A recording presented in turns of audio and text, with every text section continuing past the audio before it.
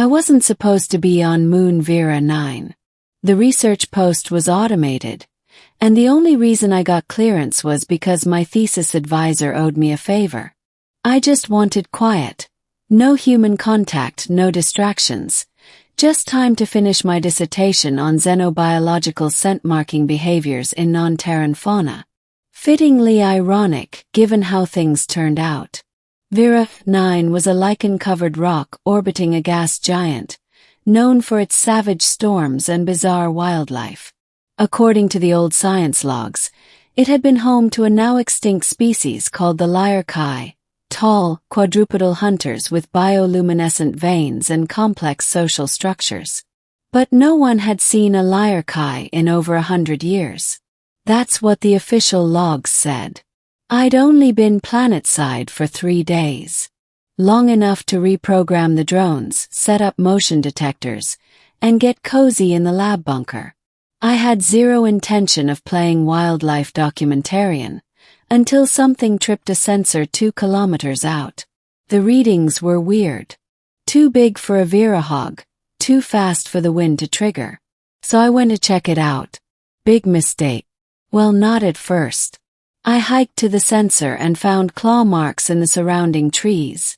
Fresh, deep, and strange. Like a cross between feline swipes and bear gouges. That's when I smelled it. Something musky, wet, and spicy in the air. Not unpleasant, just intense. Like cedarwood mixed with ozone and burning leaves.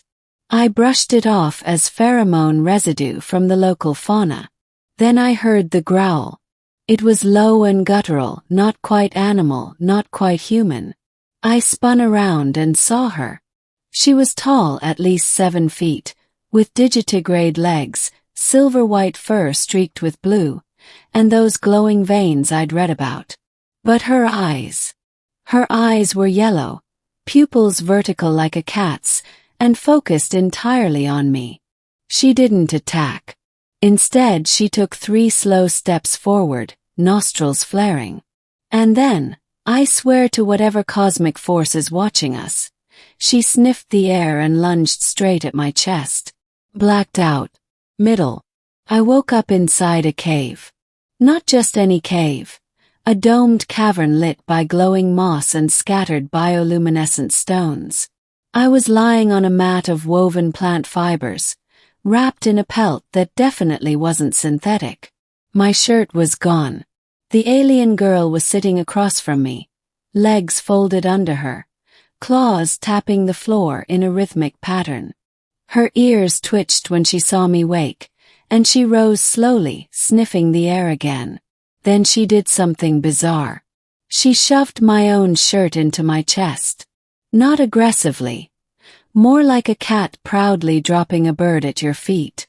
I blinked, dumbfounded. She watched me with that unnerving gaze and then said something in a garbled, breathy dialect. It sounded like a language but twisted through a throat not meant to speak human. Unpart now. Keep. Her claws tapped her chest. Wait, what? She tried again, more slowly, pointing to me, then to her nose, then to her chest. You shirt. Well, no back. You stay. Back.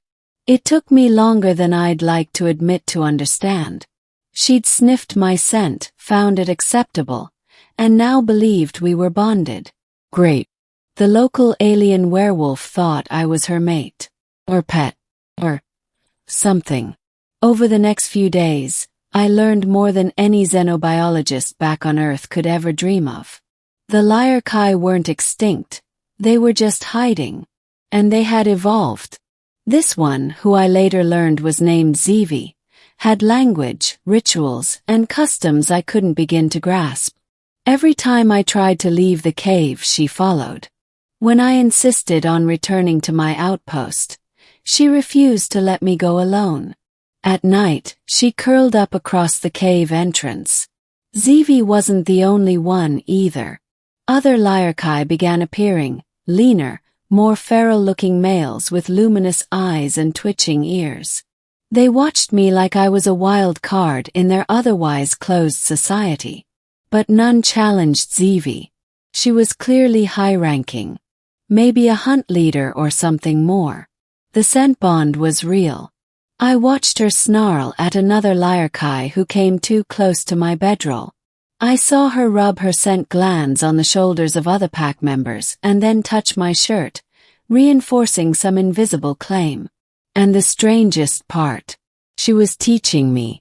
She showed me how to signal safety with ear flicks, how to make peace with a tail dip, and how to mark territory with specific scents. They wanted me to understand. Or at least she did. With 3 weeks in, I finally figured out how to hack a distress signal past the Vera 9 storms. I didn't want to leave, not entirely, but I needed to send word back. Someone had to know the Lyrekai were alive. More than that, they were sentient. The message pinged out through a narrow band pulse. I wasn't even sure if it got through. But someone heard it. Because 4 days later the sky above Vera 9 turned red. Dropships descended, military ones. Terran insignias.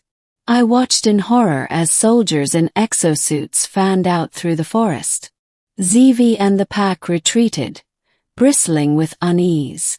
I tried to explain that I'd only sent a scientific ping, but she didn't understand.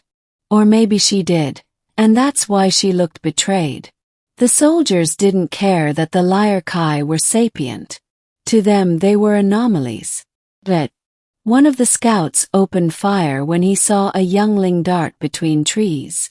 The plasma blast missed, but the message was clear. Zevi went feral. She howled, an echoing, bone-shaking sound that made even the trees shiver. The pack responded instantly, vanishing into the mist. I tried to stop the soldiers, tried to explain that these weren't monsters, but they ignored me. The commander even threatened to put me in containment for xenocompromised behavior. That night, Zevi came to my outpost alone. Her fur was matted, and her shoulder had a deep burn. But she wasn't angry. She sat by the door, sniffed the air, and then pressed my shirt, still preserved from weeks ago, into my hands. "You leave now," she said haltingly. "Packed not safe. You scent still here." Tears blurred my vision. I didn't want to go, but she made the choice for me. She tapped her chest. "Zevi pack. Always sent. But go." She turned and vanished into the forest. Ending. Back on Earth the report was buried. Officially, the Lyrekai don't exist. The science logs were scrubbed. The Terran military claimed hostile wildlife as the reason for the mission. My dissertation was denied clearance. I was reassigned to a desk job on Mars Orbital. But I kept the shirt. Sometimes at night I swear I can still smell her on it. Cedar, ozone, burning leaves. That strange, wild musk that became home. I know she's out there, watching from the trees of Vera 9, keeping her pack safe. And I know this. The bond we formed wasn't just scent-based. It was something deeper, something primal, something real. And someday, when the stars shift, when the Terran eyes turn elsewhere, I'll find my way back. Because she didn't just sniff my shirt. She claimed my soul. And the pack doesn't forget its own.